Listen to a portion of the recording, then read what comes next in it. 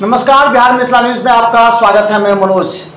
देखिए, बिहार में जितने भी इस बार 67th बीपीएससी परीक्षा में सफल छात्र हैं वो काफ़ी इस बार खुशी महसूस कर रहे हैं, क्योंकि उन लोगों ने लगातार निरंतर प्रयास से ये सफलता हासिल किया। और इसी क्रम में आज हम आपको मिलाते हैं रवि प्रकाश जो हैं हमारे साथ। आज आपका स्वागत है। धन्यवाद सर।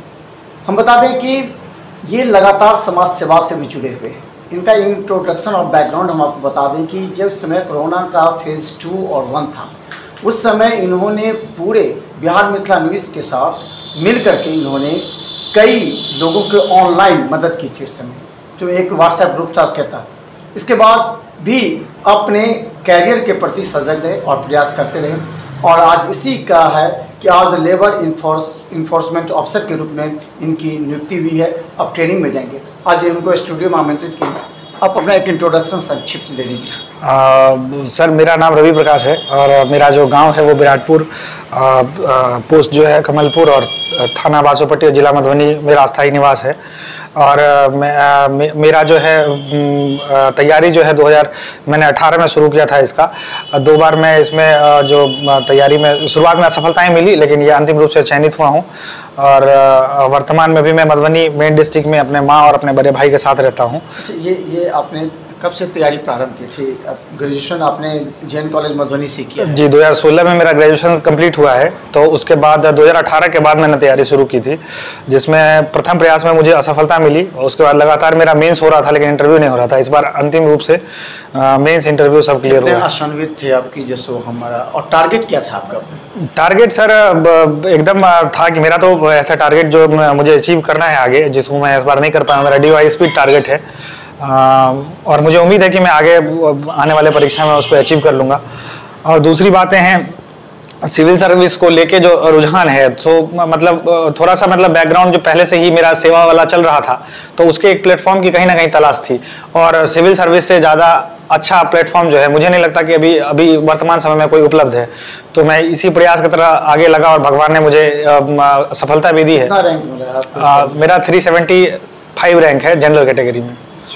तो अब आपका ड्यूटीज़ क्या होगा इसमें? ये जो लेबर इन्फोर्समेंट ऑफिसर, इसमें ड्यूटीज़ क्या होंगे? अभी मुझे इस प्रोफाइल के बारे में बहुत ज़्यादा नॉलेज तो नहीं है, लेकिन श्रम संसाधन विभाग के अंदर में जो भी, जैसे अब शायद मनरेगा वगैरह जो अलॉटमेंट वगैरह होता है उसमें सहयोग करना। फिर उसके बाद जो लेबर का, जो आपको भी पता है कि सर बिहार का जो बिहार में असंगठित रूप से लोग बहुत काम करते हैं, तो उनका काफ़ी शोषण होता है। तो उसके लिए सरकार ने बहुत सारे अधिकार या प्रावधान किए हुए हैं, जिसका कहीं ना कहीं उनको फायदा नहीं पहुंच पाता है।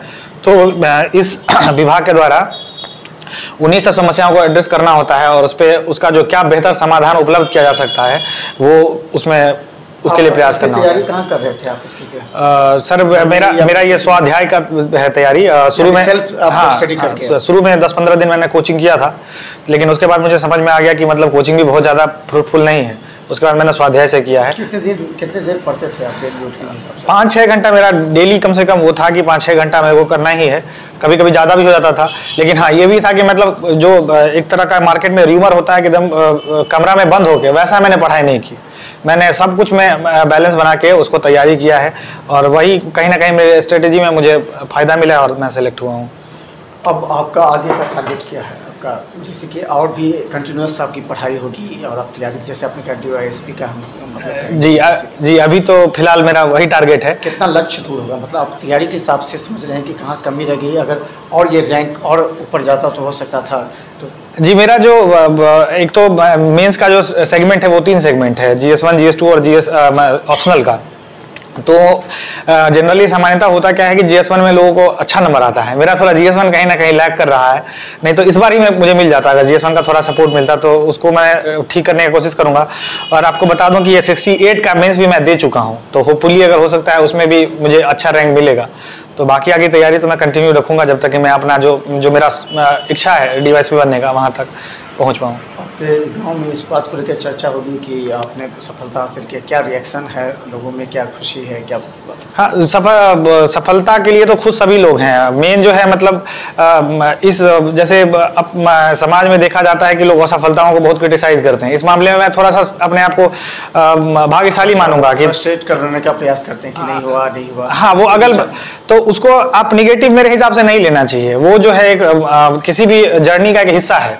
अब सीधी सी अगर आप रोड पे भी अगर गाड़ी चलाना भी सीखना शुरू करेंगे तो आपको गिरना पड़ता ही है। तो वैसे अब स्ट्रगल को मान सकते हैं आप, और उसको कहीं ना कहीं पॉजिटिव वे में कन्वर्ट करके आपको आगे बढ़ना होता है। अच्छा, अब एक सवाल ये है कि समाज सेवा भी आपने की है, तो उससे जुड़ा हुआ कितना लोग कहते हैं कि जो समाज सेवा में अगर समय दोगे तो उससे तुमको नुकसान होगा, तुम्हारा कैरियर नहीं बनेगा, तो कितना उसको आप अटैच मानते हैं अपने? सर, एक तो सिविल सर्विस सेवा का ही, बाकी जो है सर नौकरी है सर, और ये जो है सर्विस है।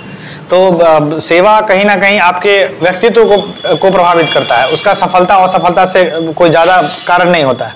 अब सेवा करके आप अपने व्यक्तित्व को किस तरह से ये कर सकते हैं। एक सीधी सी बात है कि अगर कोई अधिकारी अगर उस भाव से काम नहीं करेगा तो वो जुड़ा हुआ रहेगा तो वो समाज विकसित हो ही नहीं सकता है।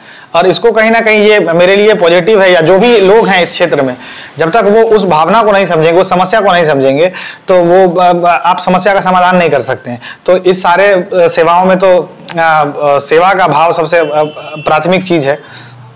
तो धन्यवाद, हम इनके उज्जवल भविष्य की कामना करते हैं, क्योंकि सबसे सवाल ये है कि अगर कोई असफलता के बाद सीधा देखता है कि उसे सफल होना ही है, अगर दृढ़ निश्चय अगर हो, तो निश्चित तौर पर जो लक्ष्य है उनके कदम चुनती है। यही रवि प्रकाश ने दिखाया है, और इन्होंने जो उपलब्धि हासिल की है ये यही प्लेटफॉर्म पर रुकने वाला नहीं है।